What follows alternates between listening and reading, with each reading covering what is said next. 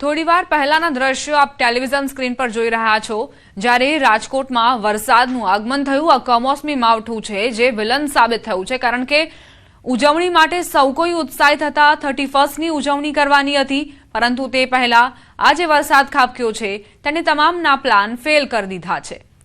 નવા વર્ષની આ ઉજવણી જે મોકૂફ રાખવાનો વિચાર રાજકોટિયન્સ કરી રહ્યા છે। સૌરાષ્ટ્રના ઘણા જિલ્લાઓમાં ભર શિયાળે માવઠાનો માર। યાત્રાધામ દ્વારકાના વાતાવરણમાં પલટો આવ્યો। પવન સાથે વરસાદી ઝાપટા પડ્યા। મુખ્ય બજારોના રસ્તાઓ પર પાણી થઈ ગયા છે। ખેડૂતોનો શિયાળુ પાક જેને નુકસાન થવાની ભીતિ। હવામાન વિભાગની આગાહીના પગલે દ્વારકામાં વરસાદી વાતાવરણ। આસપાસના ખેડૂતો ચિંતામાં મુકાયા છે।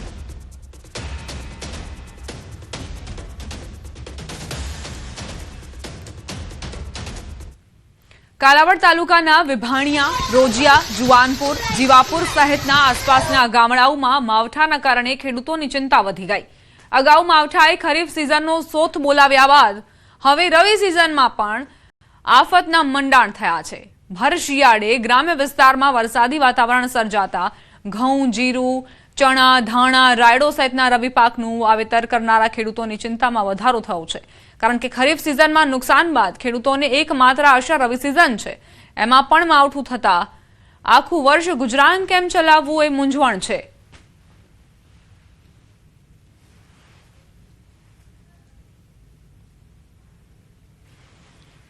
સૌરાષ્ટ્ર, કચ્છ અને ગુજરાતના અનેક ભાગોમાં વરસાદી માહોલ। સૌરાષ્ટ્રના ભાગોમાં વરસાદી માહોલ છે। પોરબંદર અને દ્વારકા જિલ્લામાં કમોસમી વરસાદ ખાબક્યો। પોરબંદરમાં કેટલાક વિસ્તારોમાં વરસાદ વરસતા ભર શિયાળે ચોમાસા જેવો દ્રશ્યો સર્જાયા। બીજી તરફ બનાસકાંઠામાં પણ વરસાદી વાદળો ઘેરાયા હતા। અત્યાર સુધી કડકડતી ઠંડી પડી રહી હતી। ધુમ્મસની ચાદર પથરાઈ રહી હતી ત્યાં ભર શિયાળે માવઠું ત્રાટક્યું। કમોસમી આફતના દ્રશ્યો પોરબંદરના છે। શહેરના વિવિધ વિસ્તારમાં મોડી રાતથી જ ઠંડી ગાયબ થઈ ગઈ હતી અને વાદળછાયું વાતાવરણ સર્જાયું હતું। વહેલી સવારથી જ કમોસમી વરસાદ વરસવાનું શરૂ થઈ જતા ખેડૂતોના જીવ અદ્ધર થઈ ગયા હતા। રોડ પર પાણી વહેતા થઈ જાય એવો વરસાદ પડ્યો હતો। આ બાજુ પોરબંદરની જેમ જ દ્વારકાના વાતાવરણમાં પણ પલટો આવ્યો હતો। ભાણવડ, જામખંભાળિયા સહિતના ગામડાઓમાં કમોસમી કમઠાણ સર્જાયું। છૂટો છવાયો વરસાદ નોંધાતા ખેડૂતોની ચિંતામાં વધારો થયો કેમ કે જીરું, ચણા, ધાણા, ઘઉં સહિતના પાકને નુકસાની થવાની ભીતિ સેવાઈ રહી છે। બનાસકાંઠામાં ભર શિયાળે કાળા ડિબાંગ વાદળો ઘેરાયા છે। બનાસકાંઠા અને આસપાસના વિસ્તારમાં વાદળછાયું વાતાવરણ સર્જાયું છે જેના કારણે ખેડૂતો ચિંતિત બન્યા છે।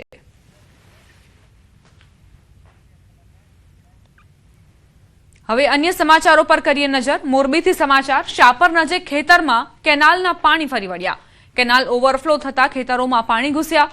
ઘઉં, જીરું સહિતના પાકને વ્યાપક નુકસાનીની ભીતિ। સમગ્ર મામલે અધિકારીને જાણ કરાઈ છે।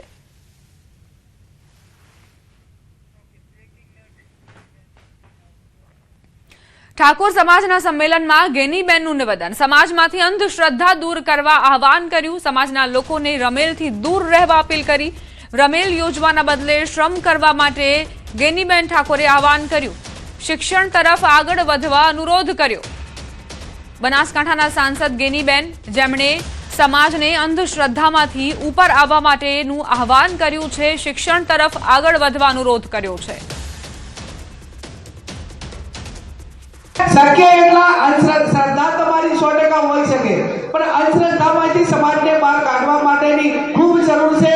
અંધશ્રદ્ધા માટે મેં સમાજ માટેની ચિંતા કરી અને સમાજ માટેની ચિંતા કરી ત્યારે ક્યાંક ને ક્યાંક જેની દુકાનો બંધ થવાની હોય એને ભયસ્થાન હોય કે આવડો મોટો સમાજ છે અને તો અંધશ્રદ્ધામાંથી બહાર નીકળી જશે તો સૌથી મોટી આવક વાળો સમાજ તો આ છે।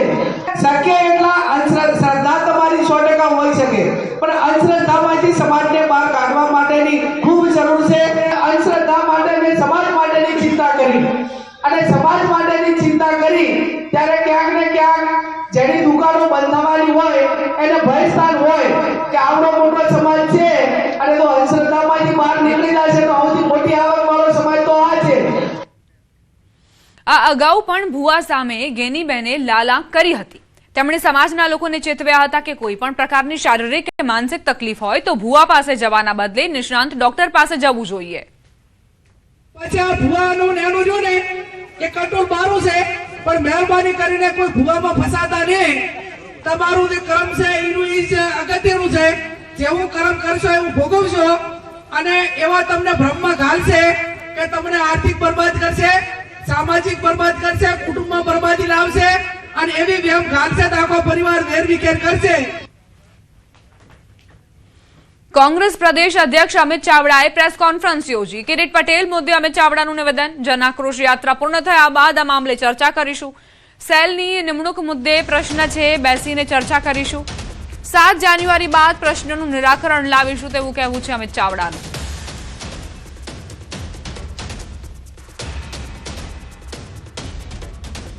કિરીટભાઈ સાથે વાત થઈ છે. અમારો એક સેલ ડિપાર્ટમેન્ટનો પ્રશ્ન છે ને 7 તારીખે અમારી આ યાત્રા બાદ બધા સાથે બેસીને એનું નિરાકરણ લાવીશું. ભાજપના સંગઠન બાદ કોંગ્રેસનું સંગઠન બનશે. કોંગ્રેસ પ્રદેશ પ્રમુખ અમિત ચાવડાની જાહેરાત. જાન્યુઆરીમાં અંત સુધીમાં કોંગ્રેસ નવું સંગઠન જાહેર થશે. સંગઠન અંગે હાલ પ્રક્રિયા ચાલી રહી છે. જાન્યુઆરી મહિનાના અંત સુધી કોંગ્રેસ પાર્ટીનું સંગઠન પણ જાહેર કરીશું. પહેલા તબક્કામાં અમે સંગઠન સૃજન અભિયાન અંતર્ગત તમામ જિલ્લા કોંગ્રેસ સમિતિના પ્રમુખશ્રીઓની વરણી કરવામાં આવી. એ જ રીતે સંગઠન સૃજન કાર્યક્રમ અંતર્ગત આખા ગુજરાતના તમામ તાલુકા કોંગ્રેસ સમિતિના પ્રમુખશ્રીઓ, તમામ શહેર કોંગ્રેસ સમિતિના પ્રમુખશ્રીઓ, તમામ મહાનગરોમાં વોર્ડ કોંગ્રેસ સમિતિના પ્રમુખશ્રીઓની વરણી કરવામાં આવી. જન આક્રોશ યાત્રાને લઈ અમિત ચાવડાએ માહિતી આપી. 1 જાન્યુઆરી 2026 થી રાજ્યવ્યાપી અભિયાન શરૂ કરાશે. 6 જાન્યુઆરી સુધી જનસંપર્ક ચાલશે. અભિયાન કોંગ્રેસના